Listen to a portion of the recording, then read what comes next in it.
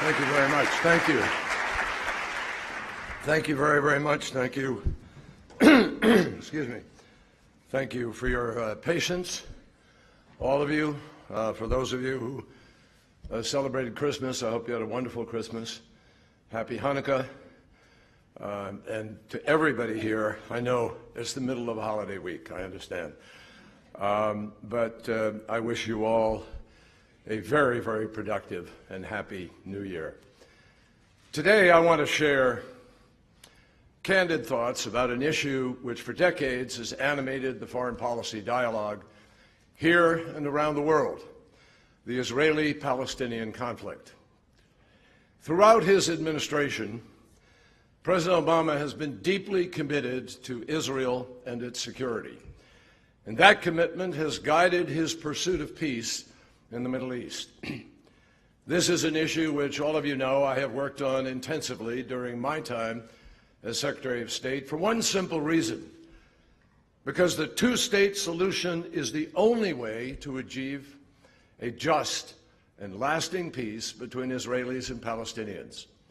It is the only way to ensure Israel's future as a Jewish and democratic state, living in peace and security with its neighbors. It is the only way to ensure a future of freedom and dignity for the Palestinian people, and it is an important way of advancing United States interests in the region.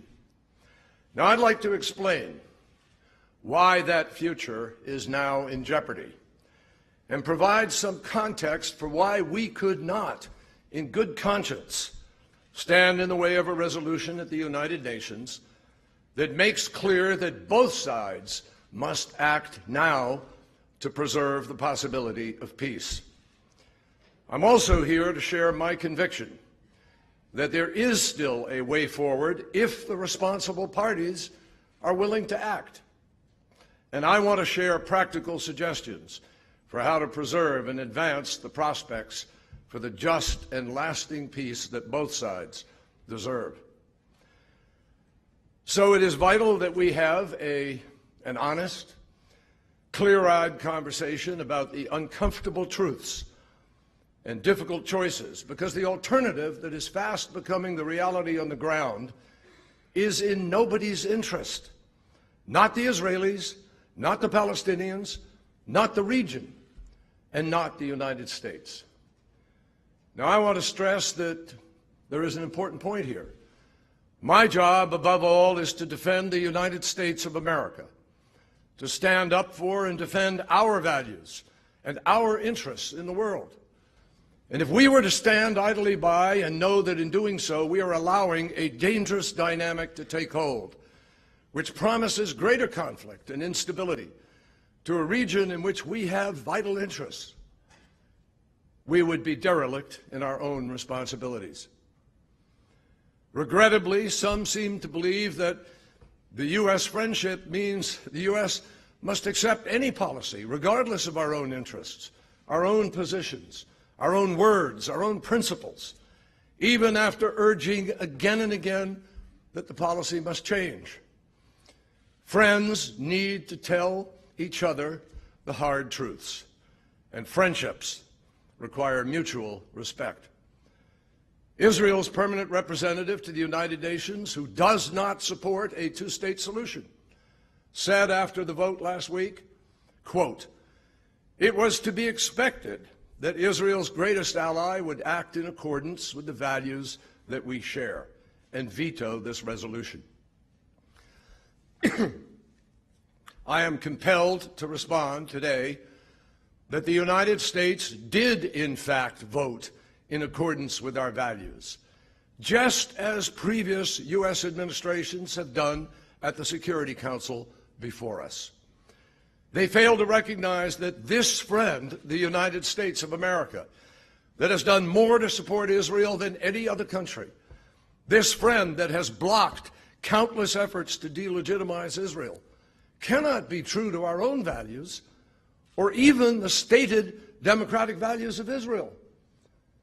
And we cannot properly defend and protect Israel if we allow a viable two-state solution to be destroyed before our own eyes. And that's the bottom line. The vote in the United Nations was about preserving the two-state solution. That's what we were standing up for.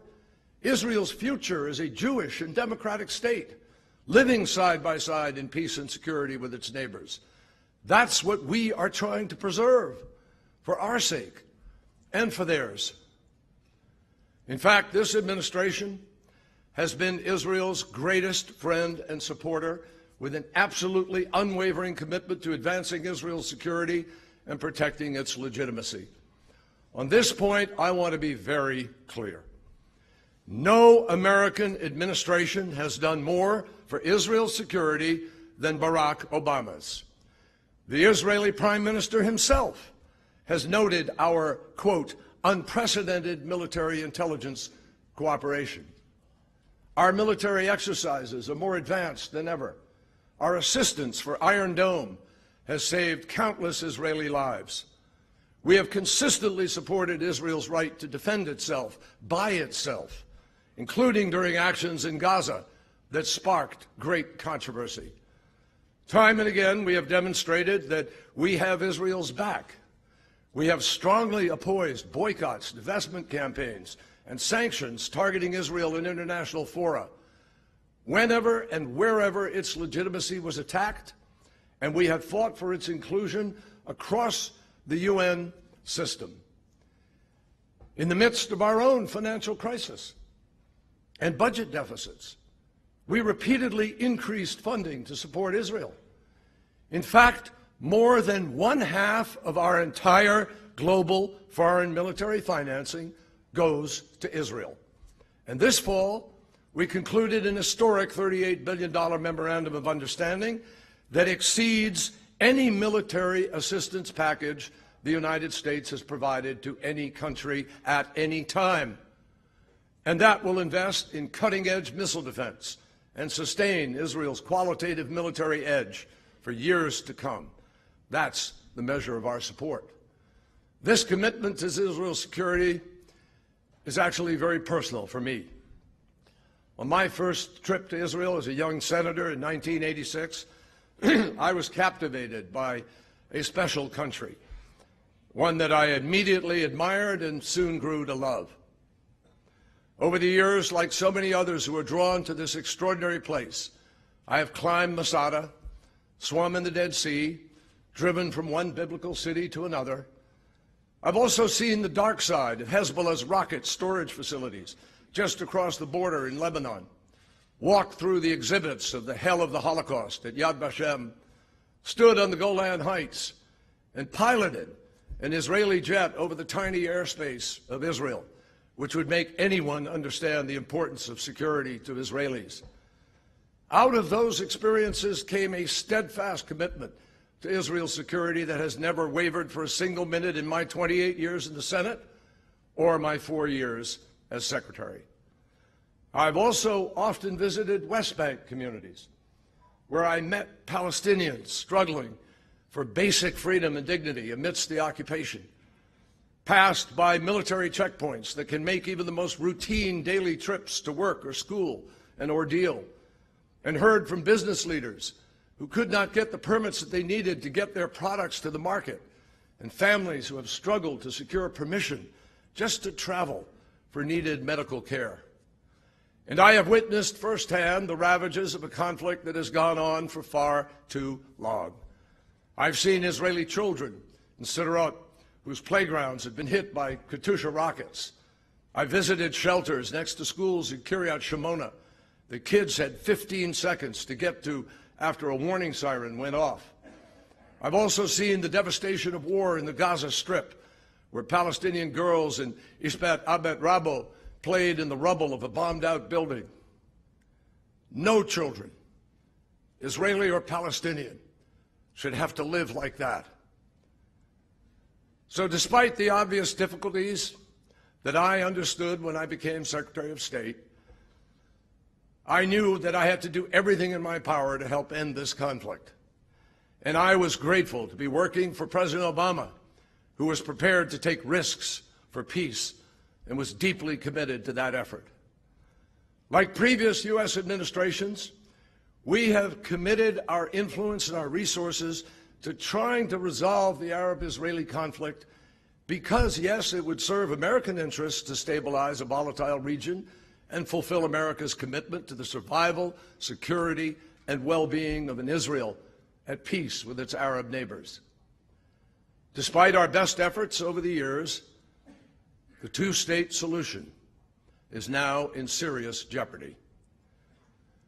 The truth is that trends on the ground, violence, terrorism, incitement, settlement expansion, and the seemingly endless occupation, they are combining to destroy hopes for peace on both sides and increasingly cementing an irreversible one-state reality that most people do not actually want.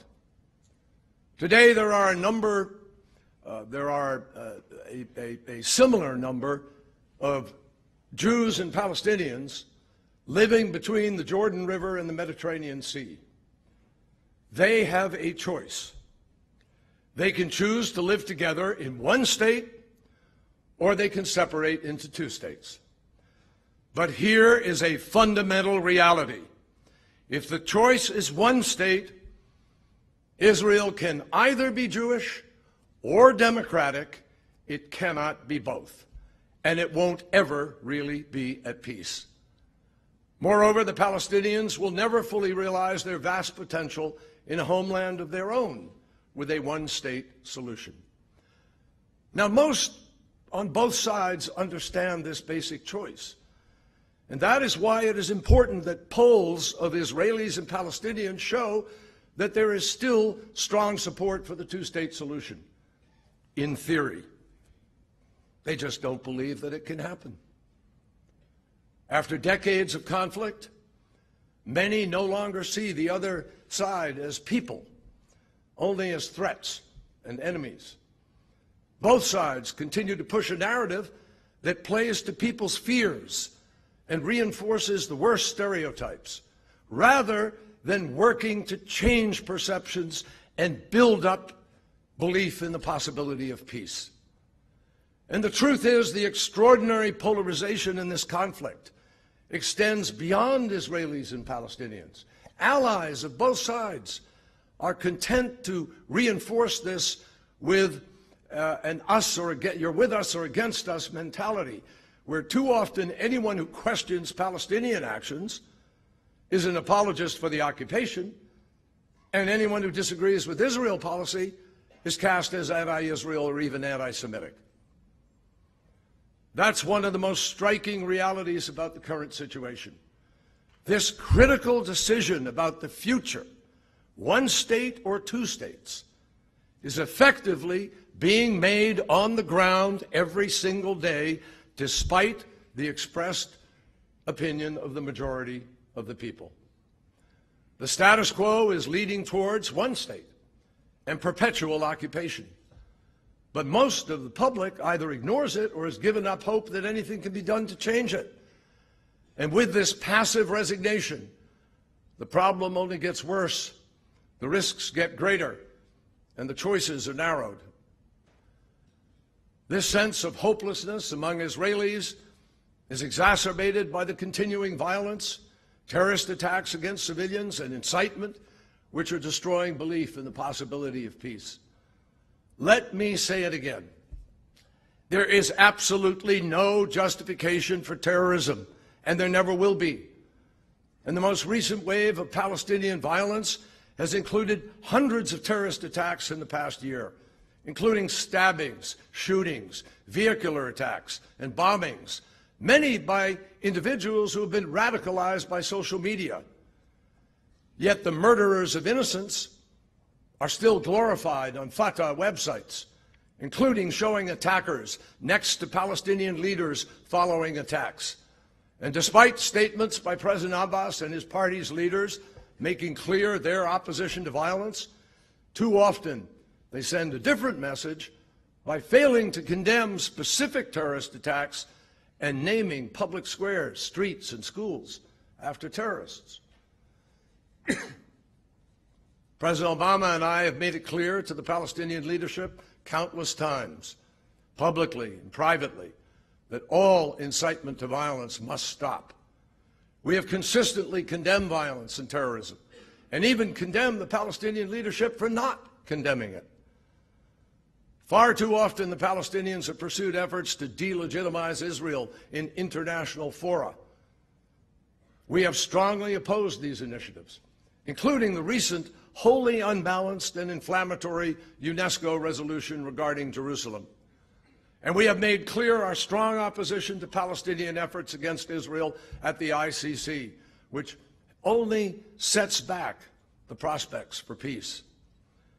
And we all understand that the Palestinian Authority has a lot more to do to strengthen its institutions and improve governance. Most troubling of all, Hamas continues to pursue an extremist agenda. They refuse to accept Israel's very right to exist. They have a one-state vision of their own. All of the land is Palestine. Hamas and other radical factions are responsible for the most explicit forms of incitement to violence. And many of the images that they use are truly appalling. And they are willing to kill innocents in Israel and put the people of Gaza at risk in order to advance that agenda. Compounding this, the humanitarian situation in Gaza, exacerbated by the closings of the crossings, is dire.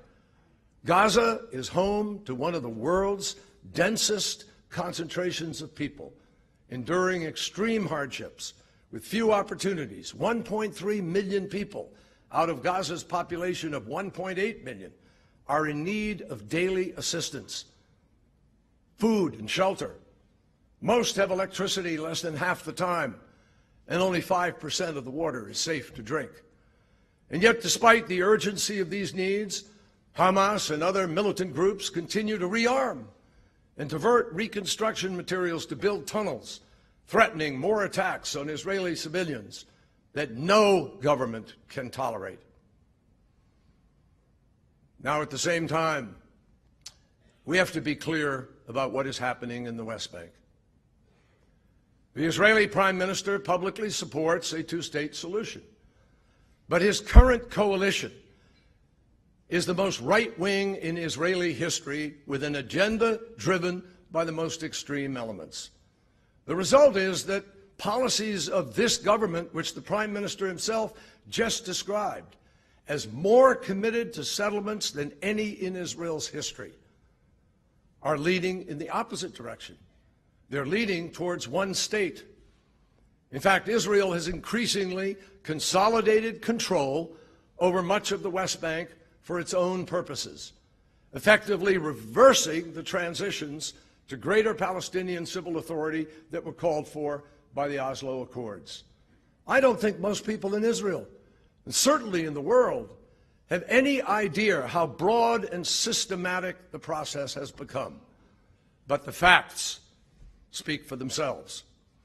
The number of settlers in the roughly 130 Israeli settlements east of the 1967 lines has steadily grown.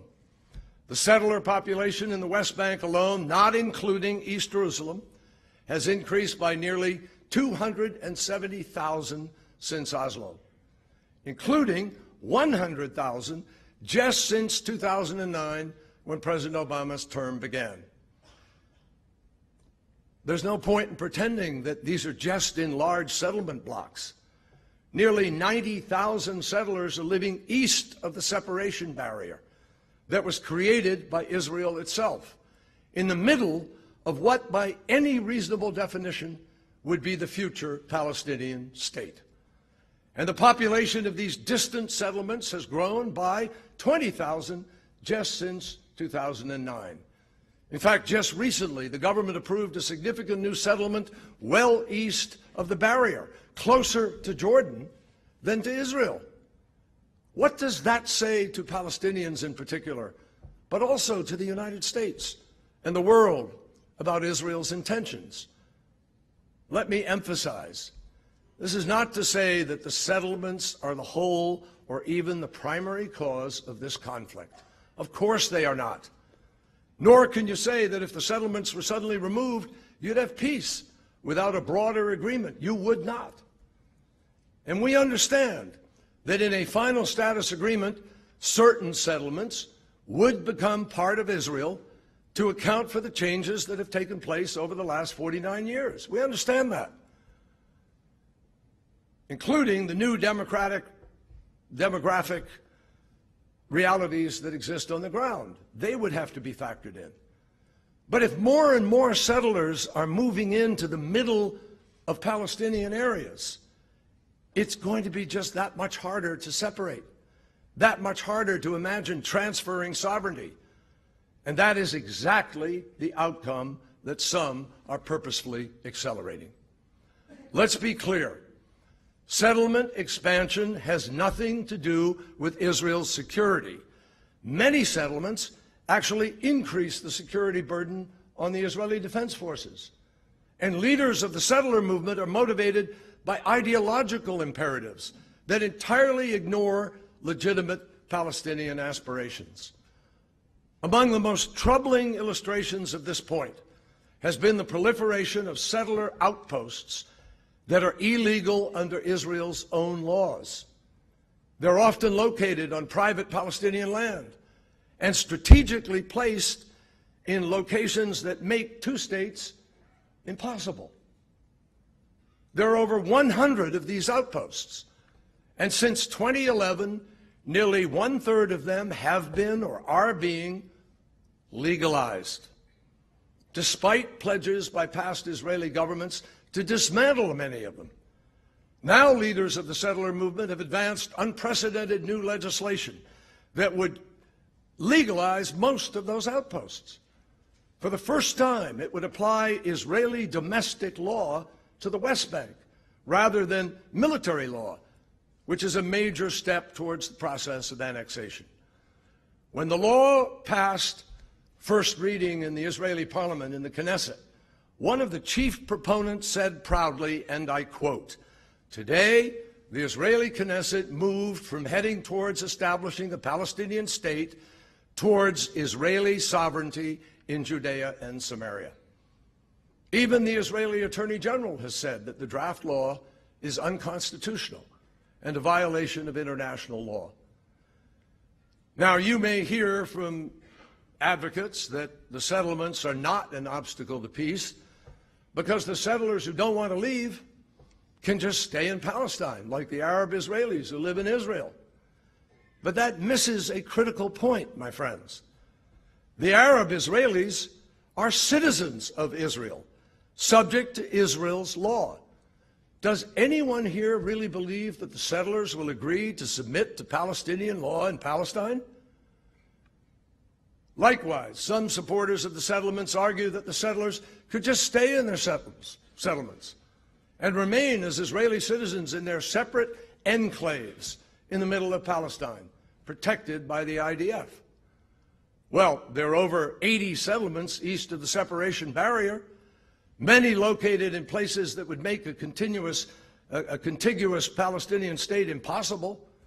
Does anyone seriously think that if they just stay where they are, you could still have a viable Palestinian state? Now, some have asked, why can't we build in the blocks, which everyone knows will eventually be part of Israel?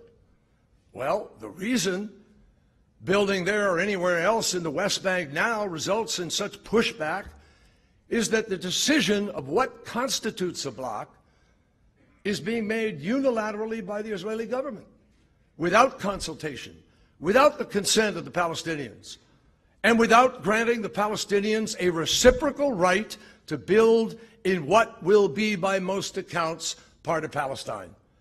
Bottom line, without agreement or mutuality, the unilateral choices become a major point of contention, and that is part of why we are here where we are. Now, you may hear that these remote settlements aren't a problem because they only take up a very small percentage of the land. Well, again and again, we have made it clear. It's not just a question of the overall amount of land available in the West Bank. It's whether the land can be connected or is broken up into small parcels like the Swiss cheese that could never constitute a real state. The more outposts that are built, the more the settlements expand, the less possible it is to create a contiguous state. So in the end, a settlement is not just the land that it's on, it's also what the location does to the movement of people, what it does to the ability of a road to connect people, one community to another, what it does to the sense of statehood that is chipped away with each new construction. No one thinking seriously about peace can ignore the reality of what the settlements pose to that peace. But the problem obviously goes well beyond settlements. Trends indicate a comprehensive effort to take the West Bank land for Israel and prevent any Palestinian development there. Today, the 60% of the West Bank known as Area C, much of which was supposed to be transferred to Palestinian control long ago under the Oslo Accords, much of it is effectively off limits to Palestinian development. Most today has essentially been taken for exclusive use by Israel simply by unilaterally designating it as state land or including it within the jurisdiction of regional settlement councils. Israeli farms flourish in the Jordan River Valley, and Israeli resorts line the shores of the Dead Sea. A lot of people don't realize this. They line the shore of the Dead Sea where Palestinian development is not allowed. In fact, almost no private Palestinian building is approved in Area C at all. Only one permit was issued by Israel in all of 2014 and 2015, while approvals for hundreds of settlement units were advanced during that same period. Moreover, Palestinian structures in Area C that do not have a permit from the Israeli military are potentially subject to demolition, and they are currently being demolished at an historically high rate. Over 1,300 Palestinians, including over 600 children, have been displaced by demolitions in 2016 alone, more than any previous year. So the settler agenda is defining the future of Israel, and their stated purpose is clear. They believe in one state, Greater Israel. In fact, one prominent minister who heads a pro-settler party declared just after the U.S. election, and I quote, "The era of the two-state solution is over," end quote. And many other coalition ministers publicly reject a Palestinian state. And they are increasingly getting their way, with plans for hundreds of new units in East Jerusalem recently announced, and talk of a major new settlement building effort in the West Bank to follow. So why are we so concerned? Why does this matter? Well, ask yourselves these questions. What happens if that agenda succeeds? Where does that lead? There are currently about 2.75 million Palestinians living under military occupation in the West Bank, most of them in areas A and B, 40% of the West Bank, where they have limited autonomy.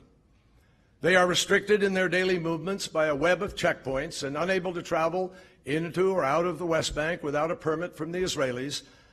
So if there is only one state, you would have millions of Palestinians permanently living in segregated enclaves in the middle of the West Bank, with no real political rights, separate legal education and transportation systems, vast income disparities, under a permanent military occupation that deprives them of the most basic freedoms.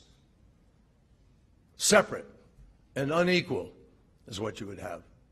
And nobody can explain how that works. Would an Israeli accept living that way? Would an American accept living that way? Will the world accept it? If the occupation becomes permanent over the time, the Palestinian Authority could simply dissolve, turn over all the administrative and security responsibilities to the Israelis. What would happen then? Who would administer the schools and hospitals, and on what basis? Does Israel want to pay for the billions of dollars of lost international assistance that the Palestinian Authority now receives? Would the Israeli Defense Force police the streets of every single Palestinian city and town? How would Israel respond to a growing civil rights movement from Palestinians demanding a right to vote, or widespread protests and unrest across the West Bank? How does Israel reconcile a permanent occupation with its democratic ideals? How does the U.S. continue to defend that and still live up to our own democratic ideals? Nobody has ever provided good answers to those questions because there aren't any. And there would be an increasing risk of more intense violence between Palestinians and settlers and complete despair among Palestinians that would create very fertile ground for extremists. With all the external threats that Israel faces today, which we are very cognizant of and working with them to deal with, does it really want an intensifying conflict in the West Bank? How does that help Israel's security? How does that help the region? The answer is it doesn't, which is precisely why so many senior Israeli military and intelligence leaders, past and present, believe the two-state solution is the only real answer for Israel's long-term security. Now, one thing we do know: if Israel goes down the one-state path, it will never have true peace with the rest of the Arab world. And I can say that with certainty. The Arab countries have made clear that they will not make peace with Israel without resolving the Israeli-Palestinian conflict. That's not where their loyalties lie. That's not where their politics are. But there is something new here. Common interests in countering Iran's destabilizing activities, in fighting extremists, as well as diversifying their economies, have created real possibilities for something different if Israel takes advantage of the opportunities for peace. I have spent a great deal of time with key Arab leaders exploring this, and there is no doubt that they are prepared to have a fundamentally different relationship with Israel. That was stated in the Arab Peace Initiative years ago. And in all my recent conversations, Arab leaders have confirmed their readiness in the context of Israeli-Palestinian peace, not just to normalize relations, but to work openly on securing that peace with significant regional security cooperation. It's waiting. It's right there. Many have shown a willingness to support serious Israeli-Palestinian negotiations and to take steps on the path to normalization to relations, including public meetings, providing there is a meaningful progress towards a two-state solution. My friends, that is a real opportunity that we should not allow to be missed. And that raises one final question. Is ours the generation that gives up on the dream of a Jewish democratic state of Israel living in peace and security with its neighbors? Because that is really what is at stake. Now, that is what informed our vote at the Security Council last week. The need to preserve the two-state solution. And both sides in this conflict must take responsibility to do that. We have repeatedly and emphatically stressed to the Palestinians that all incitement to violence must stop. We have consistently condemned all violence and terrorism. And we have strongly opposed unilateral efforts to delegitimize Israel in international fora. We've made countless public and private exhortations to the Israelis to stop the march of settlements. In literally hundreds of conversations with Prime Minister Netanyahu, I have made clear that continued settlement activity would only increase pressure for an international response. We have all known for some time that the Palestinians were intent on moving forward in the UN with a settlements resolution. And I advised Prime Minister repeatedly that further settlement activity only invited UN action.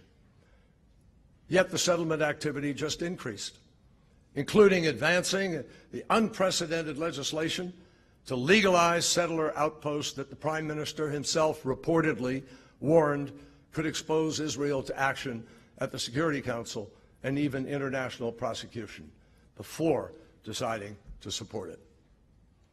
In the end, we could not, in good conscience, protect the most extreme elements of the settler movement as it tries to destroy the two-state solution.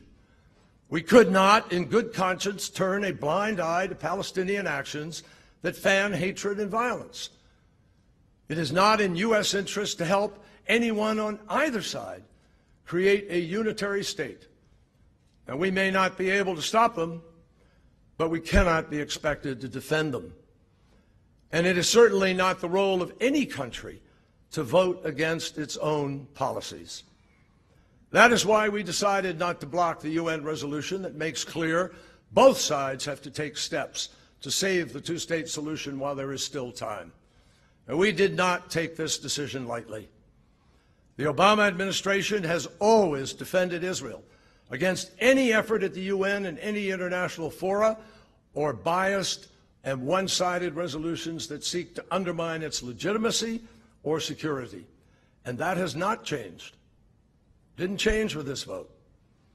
But remember, it's important to note that every United States administration, Republican and Democratic, has opposed settlements as contrary to the prospects for peace. And action at the UN Security Council is far from unprecedented. In fact, previous administrations of both political parties have allowed resolutions that were critical of Israel to pass, including on settlements. On dozens of occasions under George W. Bush alone, the Council passed 6 resolutions that Israel opposed, including one that endorsed a plan calling for a complete freeze on settlements, including natural growth. Let me read you the lead paragraph from a New York Times story dated December 23rd. I quote, "With the United States abstaining, the Security Council adopted a resolution today strongly deploring Israel's handling of the disturbances in the occupied territories, which the resolution defined as including Jerusalem. All of the 14 other Security Council members voted in favor." My friends, that story was not written last week. It was written December 23rd, 1987, 26 years to the day that we voted last week when Ronald Reagan was president. Yet, despite growing pressure, the Obama administration held a strong line against UN action, any UN action. We were the only administration since 1967 that had not allowed any resolution to pass that Israel opposed. In fact, the only time in 8 years the Obama administration exercised its veto at the United Nations was against a one-sided settlements resolution in 2011. And that resolution did not mention incitement or violence. Now let's look at what's happened since then. Since then, there have been over 30,000 settlement units advanced through some stage of the planning process. That's right, over 30,000 settlement units advanced, notwithstanding the positions of the United States and other countries. And if we had vetoed this resolution just the other day, the United States would have been giving license to further unfettered settlement construction that we fundamentally oppose. So we reject the criticism that this vote abandons Israel. On the contrary, it is not this resolution that is isolating Israel. It is the permanent policy of settlement construction that risks making peace impossible.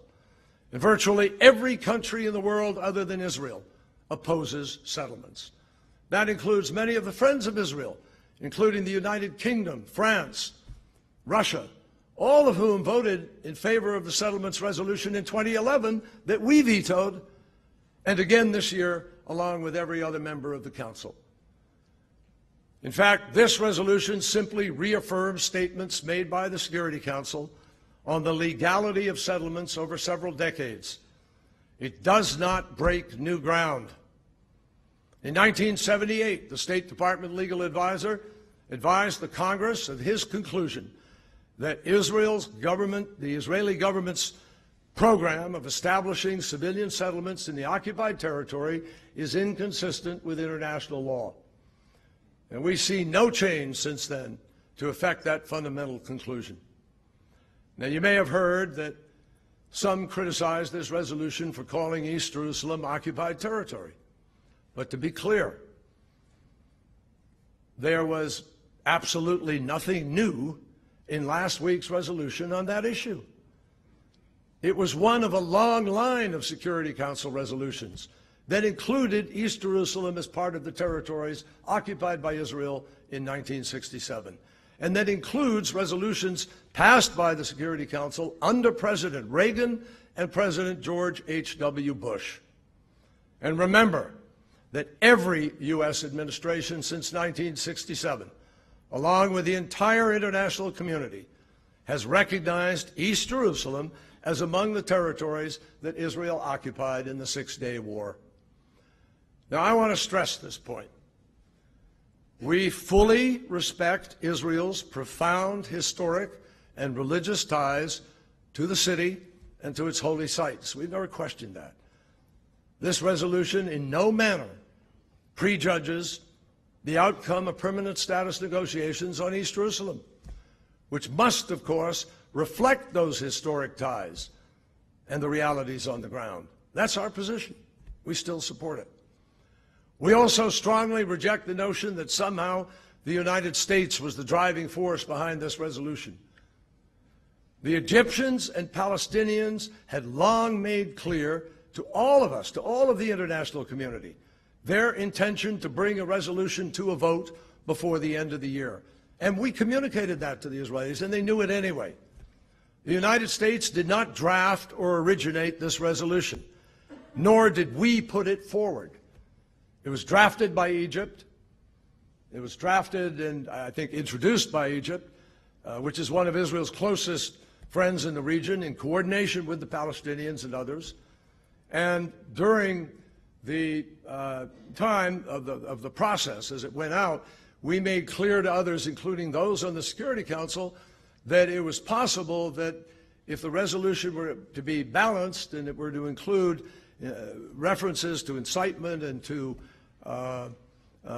terrorism, that it was possible the United States would then not block it, that if it was balanced and fair. That's a standard practice with resolutions at the Security Council. The Egyptians and the Palestinians and many others understood that if the text were more balanced, it was possible we wouldn't block it. But we also made crystal clear that the President of the United States would not make a final decision about our own position until we saw the final text. In the end, we did not agree with every word in this resolution. There are important issues that are not sufficiently addressed or even addressed at all. But we could not in good conscience veto a resolution that condemns violence and incitement and reiterates what has been for a long time the overwhelming consensus and international view on settlements, and calls for the parties to start taking constructive steps to advance the two-state solution on the ground. Ultimately, it will be up to the Israeli people to decide whether the unusually heated attacks that Israeli officials have directed towards this administration best serve Israel's national interests and its relationship with an ally that has been steadfast in its support, as I described. Those attacks, alongside allegations of U.S.-led conspiracy and other manufactured claims, distract attention from what the substance of this vote was really all about. And we all understand that Israel faces very serious threats in a very tough neighborhood. Israelis are rightfully concerned about making sure that there is not a new terrorist haven right next door to them, often referencing what's happened with Gaza. And we understand that. And we believe there are ways to meet those needs of security. And Israelis are fully justified in decrying attempts to legitimize their state and question the right of a Jewish state to exist. But this vote was not about that. It was about actions that Israelis and Palestinians are taking that are increasingly rendering a two-state solution impossible. It was not about making peace with the Palestinians now. It was about making sure that peace with the Palestinians will be possible in the future. Now, we all understand that Israel faces extraordinarily serious threats in a very tough neighborhood. And Israelis are very correct in making sure that there's not a terrorist haven right on their border. But this vote, I can't emphasize it enough, is not about the possibility of arriving at an agreement that's going to resolve that overnight or in 1 year or 2 years. This is about a longer process. This is about how we make peace with the Palestinians in the future, but preserve the capacity to do so. So how do we get there? How do we get there to that peace? Since the parties have not yet been able to resume talks, the U.S. and the Middle East Quartet have repeatedly called on both sides to independently demonstrate a genuine commitment to the two-state solution, not just with words, but with real actions and policies to create the conditions for meaningful negotiations. We've called for both sides to take significant steps on the ground to reverse current trends and send a different message, a clear message, that they are prepared to fundamentally change the equation without waiting for the other side to act. We have pushed them to comply with their basic commitments under their own prior agreements in order to advance a two-state reality on the ground. We have called for the Palestinians to do everything in their power to stop violence and incitement, including publicly and consistently condemning acts of terrorism and stopping the glorification of violence. And we have called on them to continue efforts to strengthen their own institutions and to improve governance, transparency, and accountability. And we have stressed that the Hamas arms buildup and militant activities in Gaza must stop. Along with our quartet partners, we have called on Israel to end the policy of settlement construction and expansion, of taking land for exclusive Israeli use and denying Palestinian development. To reverse the current process, the U.S. and our partners have encouraged Israel to resume the transfer of greater civil authority to the Palestinians in Area C, consistent with the transition that was called for by Oslo.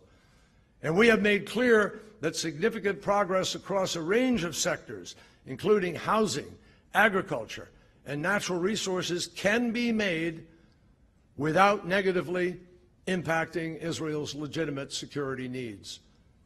And we've called for significantly easing the movement and access restrictions to and from Gaza, with due consideration for Israel's need to protect its citizens from terrorist attacks.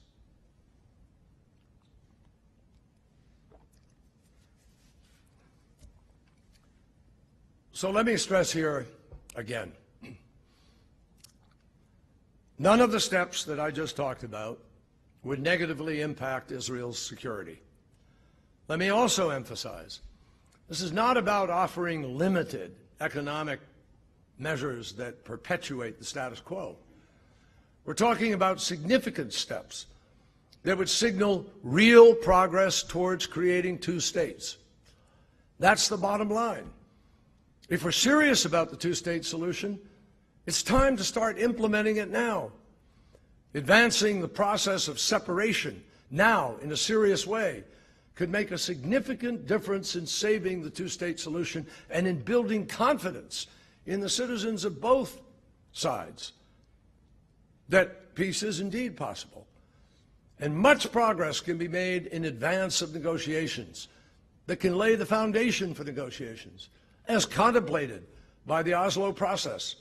In fact, these steps will help create the conditions for successful talks. Now, in the end, we all understand that a final status agreement can only be achieved through direct negotiations between the parties. We've said that again and again. We cannot impose the peace. There are other countries in the UN who believe it is our job to dictate the terms of a solution in the Security Council. Others want us to simply recognize a Palestinian state, absent an agreement. But I want to make clear today, these are not the choices that we will make. We choose instead to draw on the experiences of the last 8 years, to provide a way forward when the parties are ready for serious negotiations, in a place where the narratives from the past powerfully inform and mold the present. It's important to understand the history. we mark this year and next a series of milestones that I believe both illustrate the two sides of the conflict and form the basis for its resolution. It's worth touching on them briefly. 120 years ago, the first Zionist Congress was convened in Basel by a group of Jewish visionaries who decided that the only effective response to the waves of anti-Semitic horrors sweeping across Europe was to create a state in the historic home of the Jewish people, where their ties to the land went back centuries, a state that could defend its borders, protect its people, and live in peace with its neighbors. That was the vision. That was the modern beginning, and it remains the dream of Israel today. Nearly 70 years ago, the United Nations General Assembly Resolution 181 finally paved the way to making the State of Israel a reality. The concept was simple: to create two states for two peoples, one Jewish, one Arab, to realize the national aspirations of both Jews and Palestinians. And both Israel and the PLO referenced Resolution 181 in their respective declarations of independence. The United States recognized Israel 7 minutes after its creation, but the Palestinians and the Arab world did not. And from its birth, Israel had to fight for its life. Palestinians also suffered terribly in the 1948 war, including many who had lived for generations in a land that had long been their home too. When Israel celebrates its 70th anniversary in 2018, the Palestinians will mark a very different anniversary, 70 years since what they call the Nakba, or catastrophe. Next year will also mark 50 years since the end of the Six-Day War, when Israel again fought for its survival. And Palestinians will again mark just the opposite, 50 years of military occupation. Both sides have accepted UN Security Council Resolution 242, which called for the withdrawal of Israel from territory that it occupied in 1967 in return for peace and secure borders as the basis for ending the conflict. It has been more than 20 years since Israel and the PLO signed their first agreement, the Oslo Accords, and the PLO formally recognized Israel. Both sides committed to a plan to transition much of the West Bank and Gaza to Palestinian control during permanent status negotiations that would put an end to their conflict. Unfortunately, neither the transition nor the final agreement came about, and both sides bear responsibility for that. Finally, some 15 years ago, King Abdullah of Saudi Arabia came out with a historic Arab peace initiative, which offered fully normalized relations with Israel when it made peace. An enormous opportunity then and now, which has never been fully embraced.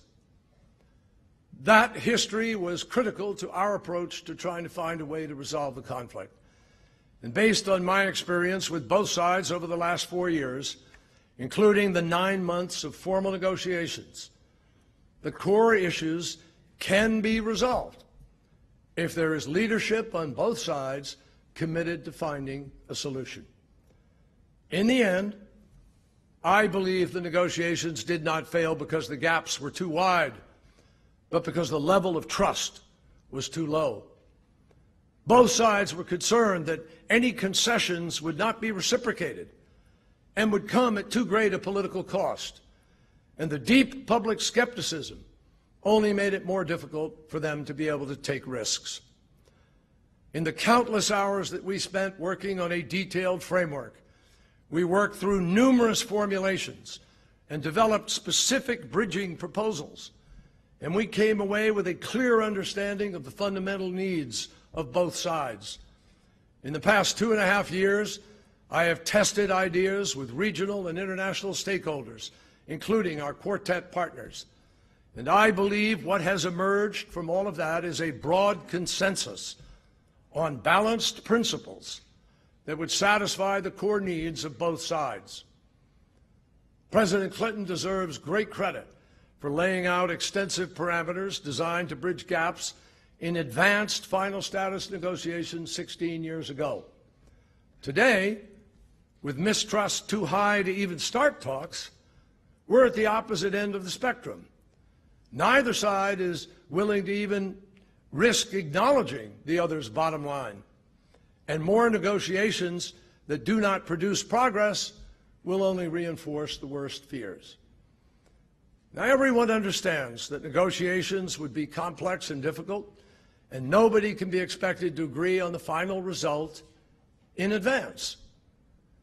But if the parties could at least demonstrate that they understand the other side's most basic needs and are potentially willing to meet them if theirs are also met at the end of comprehensive negotiations, perhaps then enough trust could be established to enable a meaningful progress to begin.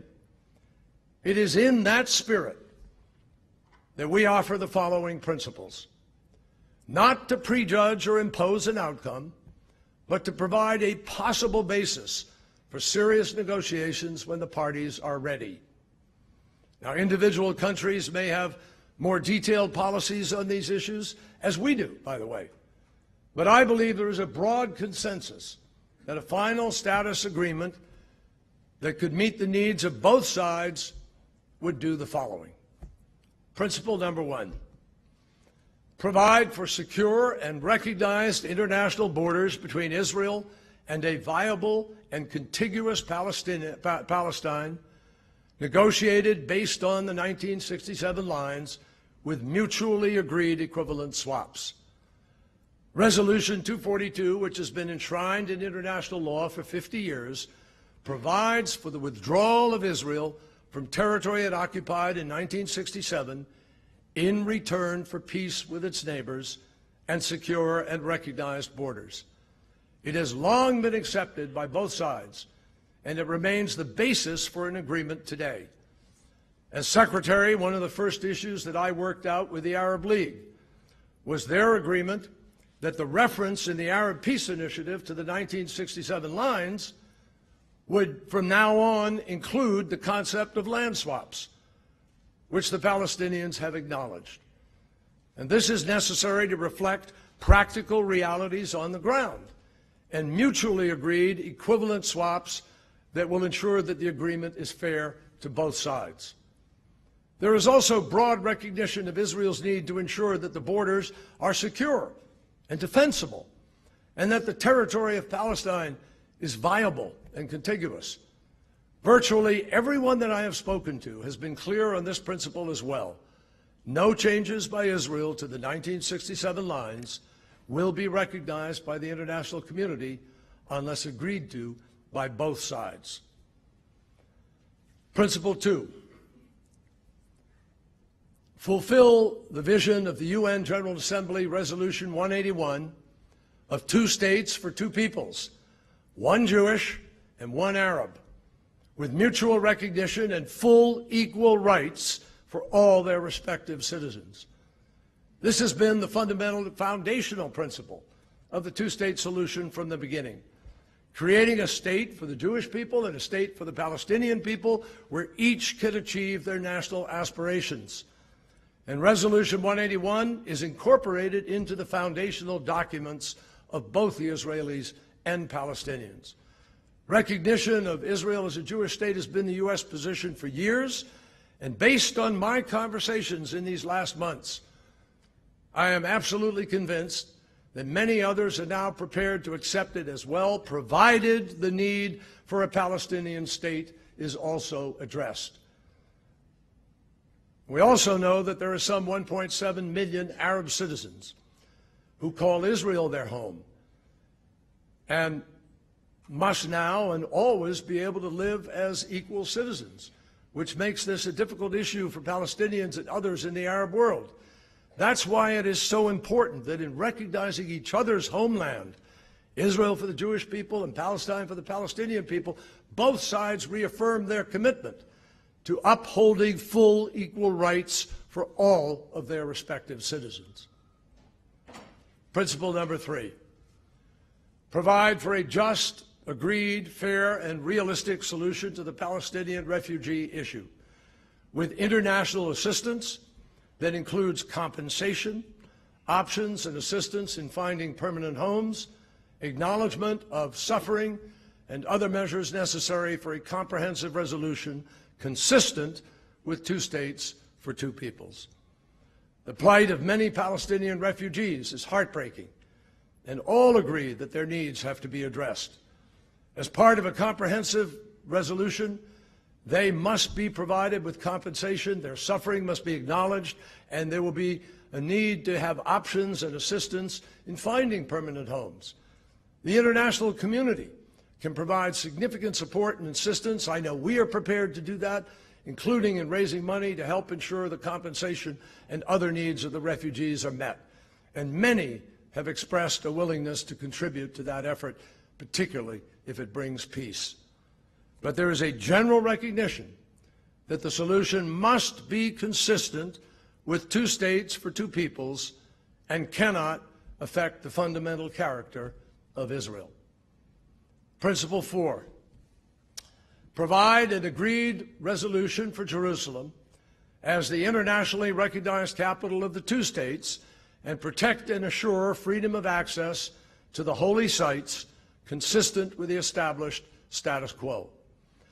Now, Jerusalem is the most sensitive issue for both sides, and the solution will have to meet the needs not only of the parties, but of all three monotheistic faiths. That is why the holy sites that are sacred to billions of people around the world must be protected and remain accessible, and the established status quo maintained. Most acknowledge that Jerusalem should not be divided again like it was in 1967, and we believe that. At the same time, there is broad recognition that there will be no peace agreement without reconciling the basic aspirations of both sides to have capitals there. Principle 5, satisfy Israel's security needs and bring a full end, ultimately, to the occupation, while ensuring that Israel can defend itself effectively and that Palestine can provide security for its people in a sovereign and non-militarized state. Security is the fundamental issue for Israel, together with a couple of others I mentioned, but security is critical. Everyone understands that no Israeli government can ever accept an agreement that does not satisfy its security needs, or that risks creating an enduring security threat like Gaza transferred to the West Bank. And Israel must be able to defend itself effectively, including against terrorism and other regional threats. In fact, there is a real willingness by Egypt, Jordan, and others to work together with Israel on meeting key security challenges.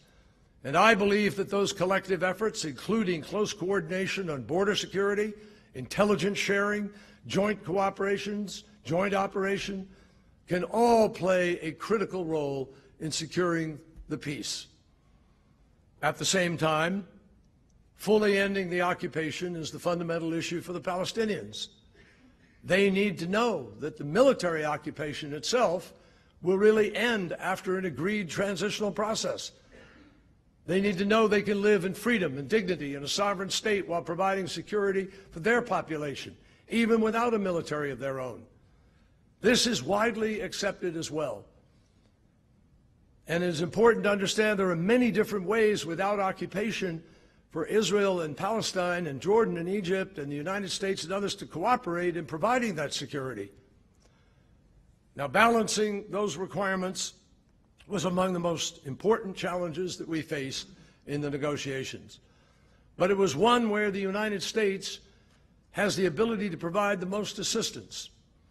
And that is why a team that was led by General John Allen, who is here, for whom I am very grateful for his many hours of effort, along with, he is one of our foremost military minds, and dozens of experts from the Department of Defense and other agencies, all of them engaged extensively with the Israeli Defense Force in trying to find solutions that could help Israel address its legitimate security needs.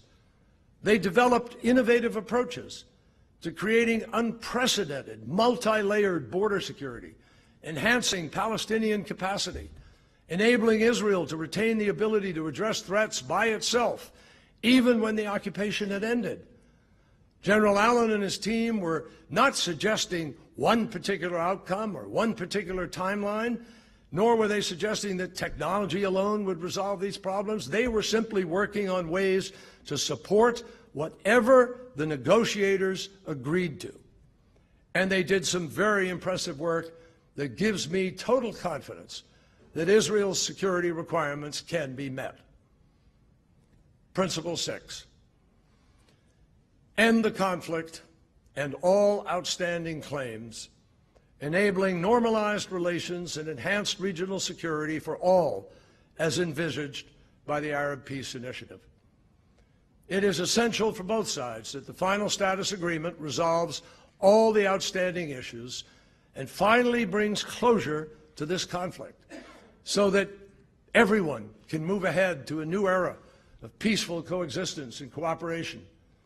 For Israel, this must also bring broader peace with all of its Arab neighbors.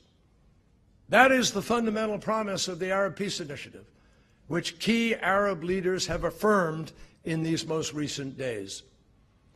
The Arab Peace Initiative also envisions enhanced security for all of the region.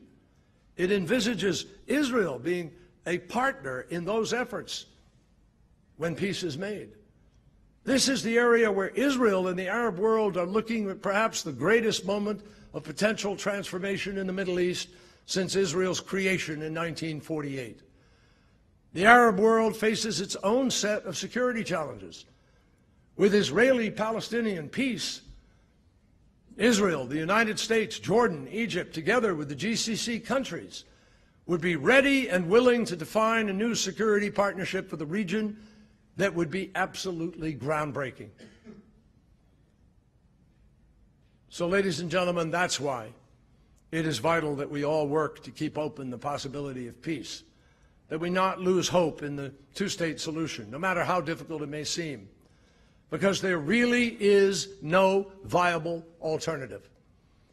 Now, we all know that a speech alone won't produce peace.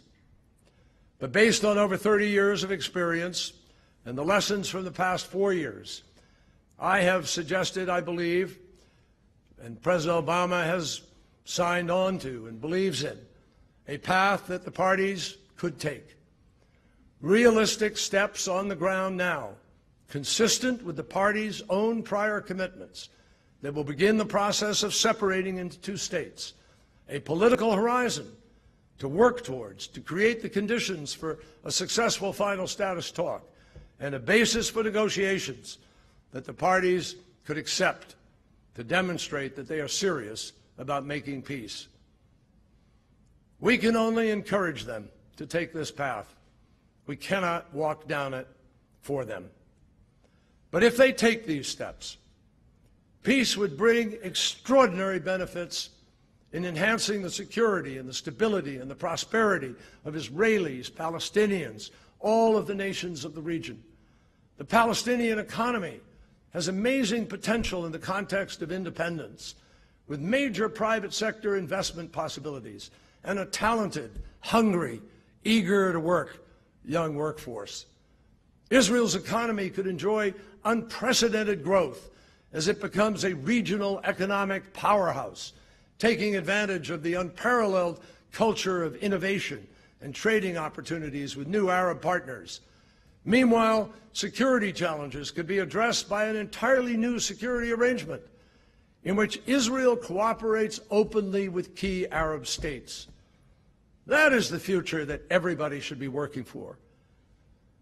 President Obama and I know that the incoming administration has signaled that they may take a different path, and even suggested breaking from the long-standing U.S. policies on settlements, Jerusalem, and the possibility of a two-state solution. That is for them to decide. That's how we work. But we cannot, in good conscience, do nothing and say nothing when we see the hope of peace slipping away. This is a time to stand up for what is right. We have long known what two states living side by side in peace and security looks like. We should not be afraid to say so. Now, I really began to reflect on what we have learned and the way ahead when I recently joined President Obama in Jerusalem for the state funeral for Shimon Peres. Shimon was one of the founding fathers of Israel who became one of the world's great elder statesmen, a beautiful man. I was proud to call him my friend, and I know that President Obama was as well.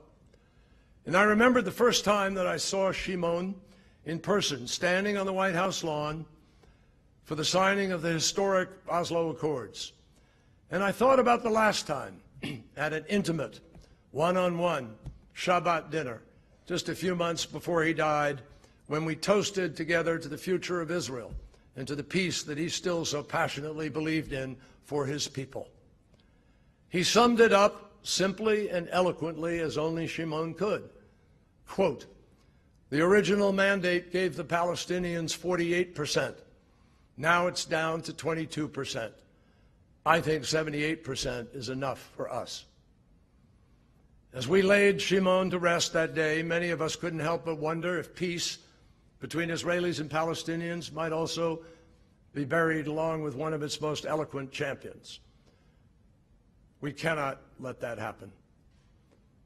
There is simply too much at stake for future generations of Israelis and Palestinians to give in to pessimism, especially when peace is in fact still possible. We must not lose hope in the possibility of peace. We must not give in to those who say what is now must always be, that there is no chance for a better future. It is up to Israelis and Palestinians to make the difficult choices for peace, but we can all help. And for the sake of future generations of Israelis and Palestinians, for all the people of the region, for the United States, for all those around the world who have prayed for and worked for peace for generations, let's hope that we are all prepared, and particularly Israelis and Palestinians, to make those choices now. Thank you very much.